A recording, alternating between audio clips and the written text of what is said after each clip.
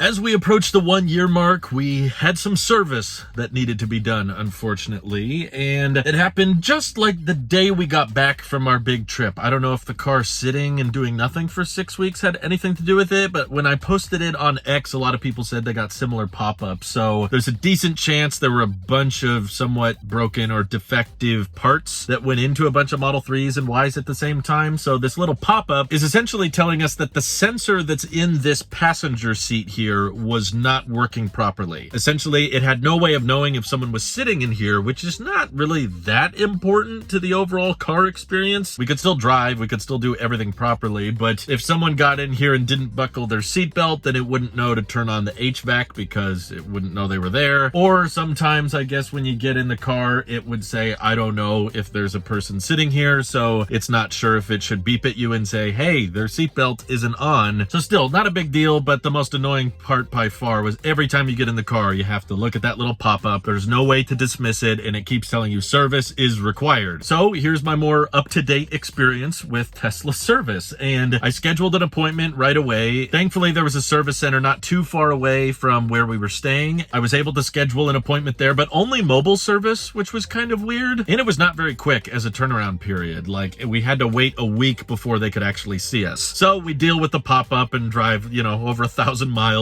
And then we finally get the service visit. It's a mobile service technician, pulls up in a very nice Model S. Very nice guy, very friendly, and very straightforward with what he was going to be doing. He basically told me that he was going to try to just replace the seat sensor, and that was not a big deal, and that he should be able to do it pretty quickly. And after about 15 minutes, he came out to me and said, well, replacing the seat sensor didn't work, which must mean the entire seat needs to be serviced. Thankfully, this was all under warranty, so I didn't have to pay anything. But he told me I was going to have to wait another 2 weeks because they were going to have to order this seat again, ship it to the service center, and then have to install it. So I said, okay, I guess we'll have to put up with the little pop-up for even longer now, but again, not the end of the world. So we wait and wait. And in the app, he rescheduled me for another service appointment, but the weird thing about it was still mobile service. I thought a full seat replacement would justify going to the service center. I was like, that seems like kind of a big deal. Like, you're going to move around this huge seat in the back of a Model S. I don't know, kind of weird. I guess it's possible, but I kept waiting, and I kept messaging them in the Tesla app saying, hey, I don't mind driving it to the service center. I can check out the showroom cars while I'm there and everything. It's fun for me to go to a service center. So I was like, do you mind if I just bring it to you? And I heard nothing for days and days. They never said anything in response until 15 minutes before the mobile service appointment was scheduled to begin. Then he messages me and says, yeah, actually, could you bring it to the service center? And I'm not ready. I was working out with my dad. I'm all sweaty and stinky and everything. I was like, well, I didn't think I was going to have to go there. This is why I asked you this in advance. So I don't know if it's their policy that they're not supposed to send you a message until the day of the service appointment or something. I would have appreciated a little bit more heads up, but no biggie. So I showered. I told them I'd be there soon. We drove to the service center, and very cool drop-off location, garage door that swings up really, really quickly. We drive in. There's 3 guys talking to each other. They don't acknowledge or look at us at all. I'm kind of like, so do we just sit here? I get out of the car. Goodbye, seat.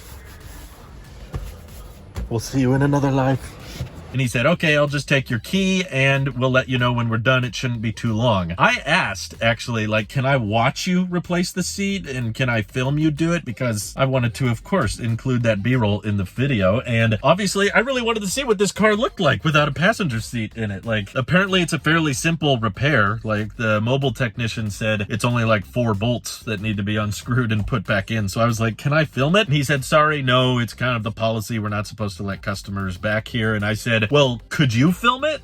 You film it yourself, or at least take a picture of it with the seat out, and then you can just airdrop me the stuff afterwards. And he said, sorry, I really want to, but the company's kind of strict about that kind of stuff being documented. So unfortunately, I don't have footage of the repair process taking place, which is a bummer because I would have loved to see it. Also, I'm sure there's some dust or food that's fallen below the seat or whatever. So I would have liked the opportunity to vacuum underneath it and kind of clean it out while the seat's been removed. I just thought that would have been a cool process to document for you guys, but I tried and he said no. Thankfully, the guy was very apologetic and understanding, but yeah, it only took him 40 minutes. We hung out in the showroom, played around with the Model S and X, which was really fun, and then he came back with the key and said, okay, you're all good to go. First time checking out the new seat. First bit of good news, it's the right color. I was a little worried about that. Looks pretty clean. It feels feels different. Really? It probably doesn't have the same coating we put on. Oh, yeah. Remember we have the leather protector. protectors. Embarrassing, we have trash on the floor. No, that was all the service guys. Oh, It was okay. perfectly clean when we brought it to them. They left that glass in there too. Sounds a lot better. So it moves. There's little creases here and there. And that thing doesn't pop up on the screen anymore. Yeah. How's it feel? I can adjust it. Okay. It's comfortable. It does feel different though. Yeah, we got to put our leather protector on it. Maybe it's the placebo effect. Yeah, I can tell too. No, it feels different. It feels like, There's little I guess, new. indentations down there. Well, pretty good. Thanks, Tesla. At least it was free. Let's get out of here. Overall, I think I'm probably a little bit spoiled because I'm still complaining about, hey, why don't you let me film the repair process? Or the other thing I asked him is, what are you going to do with the old seat? I thought it would have been really cool to take out, the old defective white seat and turn that into an office chair or something, or I don't know, just turn it into something useful and just be able to keep it with us. I don't know what exactly we would do with it, but like what was going to happen to that seat? So I asked them if we could keep it and they said, no, it's company policy. It has to be sent back to Tesla and basically destroyed. I don't understand why. I guess you're not paying for the seat, so they're not allowed to let you keep the defective one. But it just seems wasteful to me.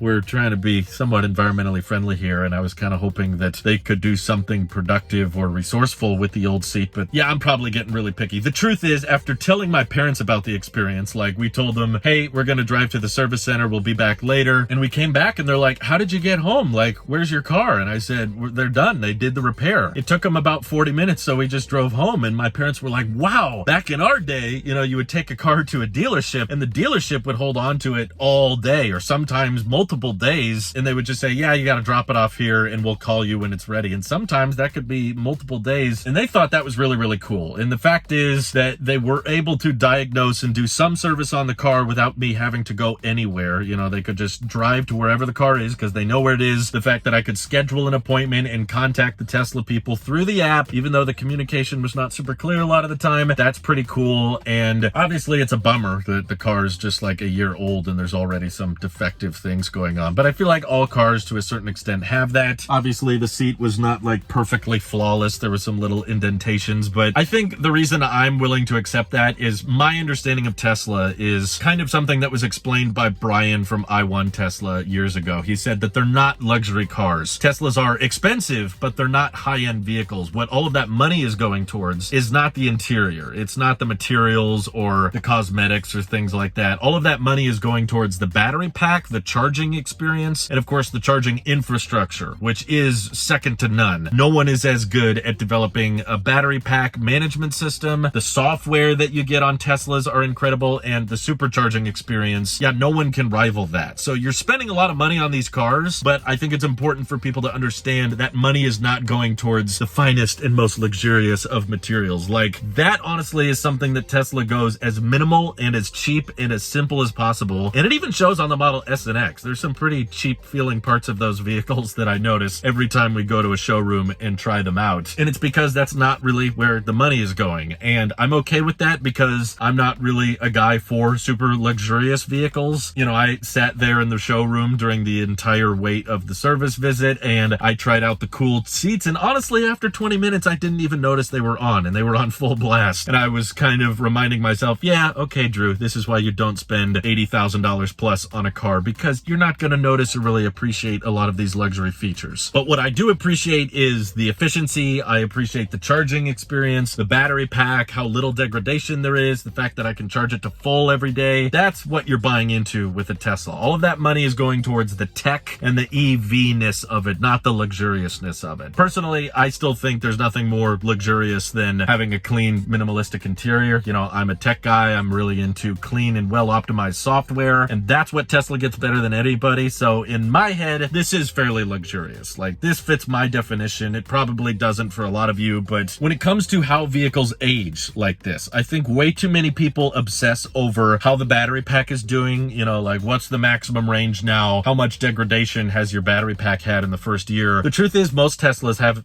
fairly little degradation. And because the vast majority of us are not driving from 100% down to 1% every day, it doesn't really matter whether you have 5% degradation or 15% degradation. For the vast majority of driving, it doesn't really affect you. But what does affect you is the little things. So I'm not really concerned about battery degradation or range because this car still feels like it can go for hours and hours after I do a deep charge. And usually after that long of a drive, I'm ready to get up and stretch my legs or get some food or go to the restroom anyway. But what I am more concerned about, and it's not a huge concern, I still love the car, but what I'm far more worried about is these kinds of things going wrong after the vehicle is out of warranty. Like the headlights, when those go out, which I don't think they will, they're LEDs and everything. But if you plan on keeping it for, 20, 30 years, those little things are going to stack up. And even though I'm not typically buying expensive cars like this, if I have issues with, the windows and how they roll up and down or the door handles, those out of warranty repairs are probably going to be kind of pricey. Thankfully, it's under warranty right now, so I get a brand new white seat for the passenger side. I'm kind of hoping the sensors go out on the second row too, because then I could get like brand new seats in the back and the seat belts kind of rub a little black material on the white interior. It's kind of a bad design. I don't know why they have the black seat belts rubbing like that. I could replace all of that under warranty if the sensor goes out, but once we're out of warranty, honestly, I'm the kind of guy that might even just put up with the pop-up on the screen rather than have to pay whatever it may cost. It could be thousands of dollars to service this thing. I really hope that ends up not being the case. So that's honestly of more concern to me than like, oh no, the battery pack has deteriorated by 20%. It's like, honestly, most Tesla battery packs aren't degrading that much, but even if mine did, it would still have plenty of range, honestly. Like, I could get by with 20% degradation. That would cover the vast majority of my driving, and there's so many superchargers everywhere that I could still even do long road trips with it because I can just top off whenever I need to. So overall, a very decent service experience in 2023. Let me know if you've had worse or better experiences down in the comments below, and thank you to everybody supporting this channel directly. Seriously, helps us out a ton, as does just watching these videos. So thanks again. Have an excellent rest of your day.